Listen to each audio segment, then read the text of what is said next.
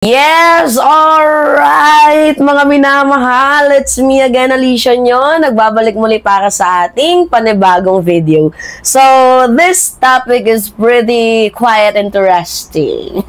You know what, mga minamahal? Yung nagpakalat ng fake news noon kay General Torre na meron daw po itong malubhang sakit na ginawa pa nila talagang katatawanan. 'Di ba? Kahit hindi naman totoo. Diba na kumbaga na-confine daw si General Torre, inedit nila yung picture na parang butot balat, kalansay, negro, talagang nilait nila ng nilait itong si General Torre. At alam nyo ba kung sino ang pasimuno niyan? Walang iba kundi itong si June Abines. And after few months, I think nung April to, or May, 'di ba? Or March, 'di ba? Yan. Kasi yan yung time na talagang umusok, 'di ba? Yung issue ni former President Duterte, lalo pat si General Torre, ang isa nga po sa humuli. Dahil may partisipasyon naman si General Torre that before, kasi ano siya nagtatrabaho siya sa gobyerno, so hindi nyo po siya dapat pwedeng sisihin dyan. Now, tingnan ninyo, mga kababayan, eto na.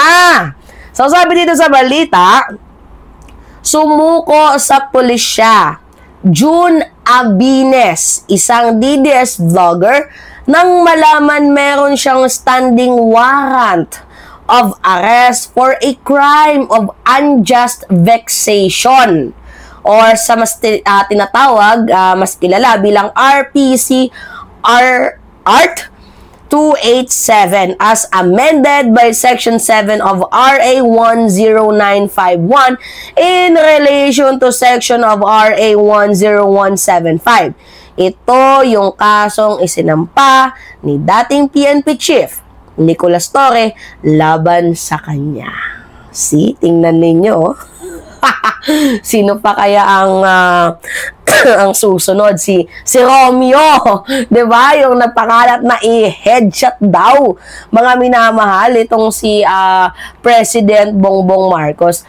Sa mga hindi nakakaalam, alam naman natin, actually alam ng lahat, 'di ba, na itong si General Torre ay matagal na pong nagtatrabaho, disente, professional sa kanyang serbisyo. Simula pa lamang doon sa pag-aresto dito kay Kibuloy, very professional. Itong si General Torre, walang nilalabag sa batas, 'di ba? Talagang trabaho lang, walang personalan. And syempre, tulad ng sinuman, meron talagang karapatan 'yan. Kasi tao lang din naman 'yan si General Torre na nasasaktan.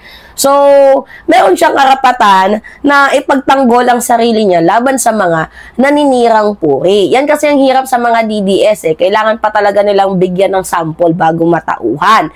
'Di ba? Kaya nagsampa siya ng kaso. So, hindi dahil sa gusto niyang manira, magkaroon ng depression, yung taong yan, kundi dahil gusto niyang itama ang maling impormasyon. Kasi mga kababayan, kung patuloy na papayagan yung mga ganitong klaseng vloggers, 'di ba, na gumagawa ng kwento, 'di ba, na mag-e-edit ng AI, tapos papalabasin nilang totoo, 'di ba, mga nagigets ninyo?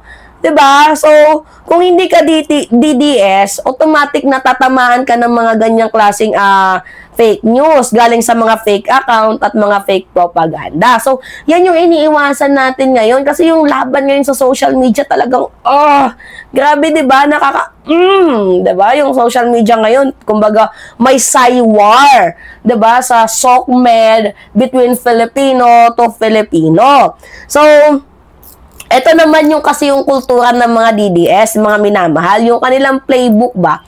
Alam niyo yung playbook nila, kapag gusto nilang sirain ng isang tao, gagamit sila, or ito nga may mukha partida.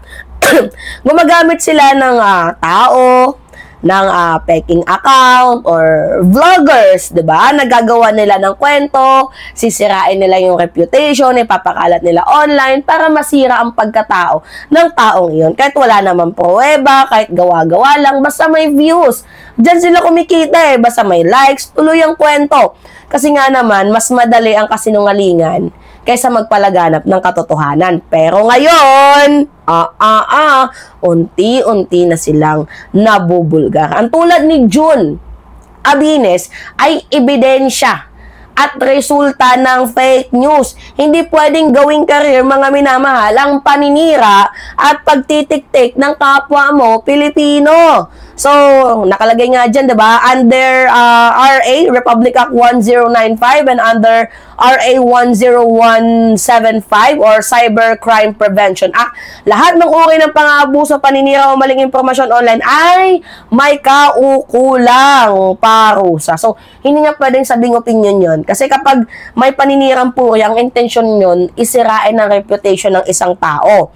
So, krimen po yun, mga minamahal. The opinions is different from spreading lies, spreading fake news, or something that can, makasira ng reputation ng isang tao. So, tandaan ninyo, mga minamahal, mga kababayan, at sa mga, to all my fellow vloggers, diba, lahat ng netizen, ang freedom of speech or freedom of expression is okay. Walang problema dyan. But it can destroy your personality kung hindi mo ito gagawin sa tamang pamamaraan. Yes, we have a rights of freedom of the press or freedom of expression, but use it in a right way. Diba, wag yung parang inaabuso mo na yung rights mo sa press freedom. So, mga minamahal, hindi lisensya ang pagiging vlogger para manira ka ng isang tao. Kung gusto mo maglabas ng opinion, okay, pero yung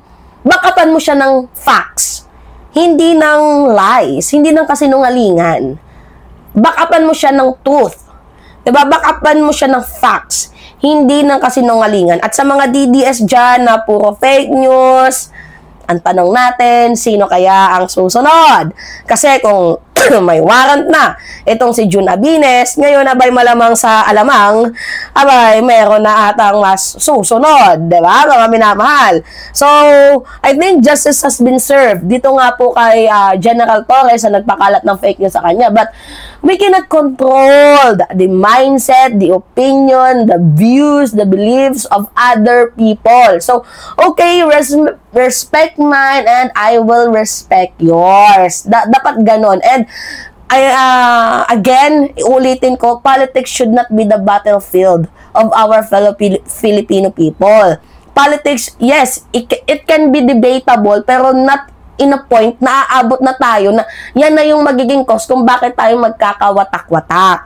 'Di ba? As a vloggers, dapat okay, respect mine and I will respect yours. Dapat ganun dapat. Kung hindi mo siya gusto, okay. You have a right na mag-express ng saloobin mo sa pamamagitan ng facts, hindi ng fake news. Did you really get the point, mga minamahal? Yeah, alright. Sige, kayo. Ano masasabi nyo dito?